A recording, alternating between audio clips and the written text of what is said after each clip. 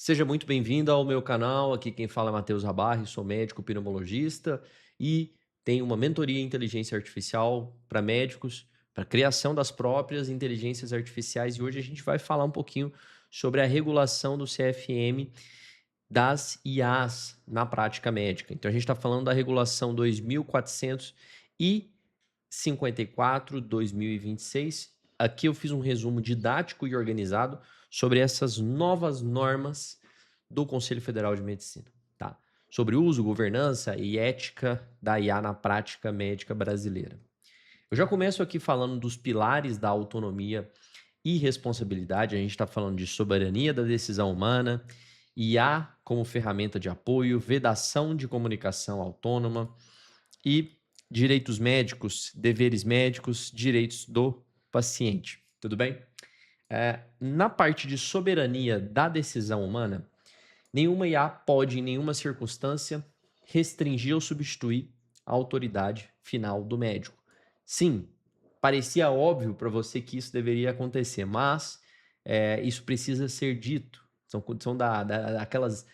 daqueles tópicos que precisam ser ditos, mas é óbvio para todo mundo. IA como ferramenta de apoio à tecnologia deve ser utilizada exclusivamente como instrumento de suporte à prática clínica, gestão, pesquisa e educação médica. Então, exclusivamente como suporte. E vedação de comunicação autônoma. É expressamente proibido delegar à IA a comunicação de diagnósticos ou decisões terapêuticas ao paciente sem a mediação de um médico. Direitos do médico, direitos de recusa e desligamento. Se, por exemplo, você está numa instituição que utiliza um sistema de IA que não tem validação científica ou que contraria a ética médica, o médico tem direito de desligar ou recusar a utilização disso. Deveres do médico. O médico tem que registrar no prontuário que ele utilizou IA como apoio à decisão, deve ser obrigatório o registro disso no prontuário. Responsabilidade ético-profissional. O médico permanece integralmente responsável por todos os seus atos, não podendo se justificar porque a IA falhou como um mecanismo de suporte à decisão. Direitos do paciente. Então, aqui a gente está falando de direitos do paciente. Direito à informação e explicação. O paciente deve ser informado sobre o uso da IA e tem direito de explicações sobre a sua influência na conduta. Então, se você está utilizando qualquer inteligência artificial que esteja influenciando na conduta desse paciente, você tem que informar o seu paciente. E o paciente pode recusar o uso de modelos de IA e a sua autonomia deve ser respeitada. Garantia de segunda opinião. A introdução de IA não afasta o direito do paciente de buscar uma segunda opinião humana, é óbvio. Isso aqui é, inclusive, perigoso se o paciente assume todas aquelas opiniões que a inteligência artificial entrega para ele.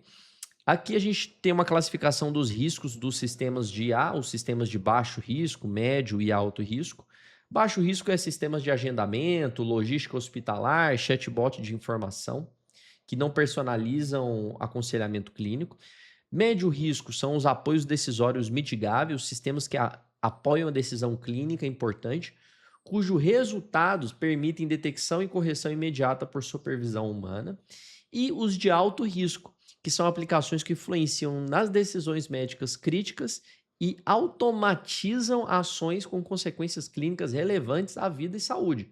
Então, essa palavra automatizar, ela é muito perigosa, porque aqui você não vai ter a supervisão humana. E é por isso que a gente está falando de um sistema de alto risco e de impacto clínico crítico. Governança e transparência institucional. Comissão de IA e telemedicina, explicabilidade e auditabilidade, combate a vieses discriminatórios. Então, a comissão de IA e telemedicina, que eles estão propondo a instituição a instituição que vai adotar um sistema próprio, deve criar uma comissão específica sob coordenação médica e subordinação à diretoria técnica. Ou seja, se você criou um sistema de IA dentro da sua clínica, do seu hospital, até do seu próprio consultório, você precisa de uma comissão que vá fazer o quê? Explicar e auditar aquilo ali. Então, os sistemas devem permitir compreensão de como chegaram a resultados e serem passíveis de auditoria. Então, essa auditabilidade é muito importante, tá? Porque senão você não sabe de verdade por que, que esse sistema está dando essa determinada resposta. Combate a vieses discriminatórios é dever das instituições monitorar e corrigir algoritmos que apresentem preconceitos de raça, gênero ou condições socioeconômicas. Então a resolução do CFM ela foi muito interessante porque ela, sim, falou algumas obviedades, mas ela deixou muito claro, principalmente essa divisão entre baixo risco, médio risco e alto risco. Principalmente essa parte de direitos do paciente, creio que muitos médicos não estão seguindo isso daqui e registro obrigatório no prontuário. Isso daqui é fundamental. Então, essa resolução que eu trago para você hoje aqui no meu canal, se você quer continuar estando atualizado em inteligência artificial na medicina, siga esse canal, se inscreva aqui nesse canal para a gente poder continuar crescendo essa comunidade de médicos e profissionais de saúde que dominam inteligência artificial de maneira eficaz, efetiva, para captar, fidelizar, atrair pacientes e encantar e ter mais resultados e impacto clínico maior. Um abraço e até o próximo vídeo.